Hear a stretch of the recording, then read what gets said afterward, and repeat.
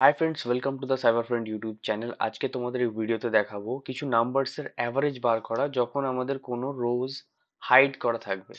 Suppose এখানে যে নাম্বারসগুলো আমরা দেখতে পাচ্ছি সেখানে টোটাল অ্যাভারেজ হচ্ছে 15, কিন্তু এখান থেকে যদি আমরা কিছু রো হাইড করে দিই, কন্ট্রোল 9 প্রেস করে যদি আমরা এখান থেকে কিছু রো হাইড করে দিচ্ছি এবং এর অ্যাভারেজ দেখতে চাইছি, তাহলে দেখো এখানে অ্যাভারেজ আসা হচ্ছে 17.14।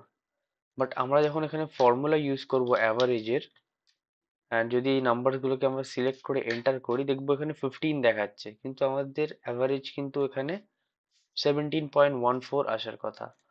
এটা কেন হচ্ছে? কারণ যেহেতু আমাদের এখানে কিছু নাম্বারস রো হাইড করা রয়েছে, সেই রো গুলোকেও এখানে কাউন্ট করে নেওয়া হচ্ছে এই সেল রেঞ্জের ভেতরে। তো এক্ষেত্রে আমরা অ্যাগ্রিগেট ফর্মুলা ইউজ করে অ্যাকচুয়াল যে ভিজিবল সেলস রয়েছে তার নাম্বারের অ্যাভারেজ আমরা বার করতে পারি। এখান থেকে আমরা এগ্রিগেট ফর্মুলা নিয়ে নেব। অ্যাগ্রিগেট ফর্মুলা নিয়ে আমরা সিলেক্ট করব অ্যাভারেজ।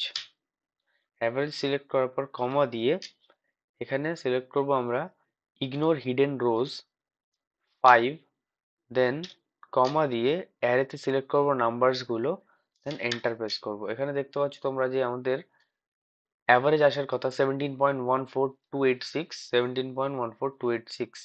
অ্যান্ড এখান থেকে যদি আমরা আমাদের সেলগুলোকে আবার আনহাইড করে দিই কন্ট্রোল শিফট 9 প্রেস করে, তো তোমরা দেখতে পাবে যে ভিজিবল সেলের যে অ্যাভারেজ রয়েছে সেটা তোমরা এখানে দেখতে পাচ্ছ। তো এরকমই আরো এক্সেল রিলেটেড ভিডিও দেখার জন্য সাইবার ফ্রেন্ড ইউটিউব চ্যানেলকে সাবস্ক্রাইব করো। Thank you so much for watching the video.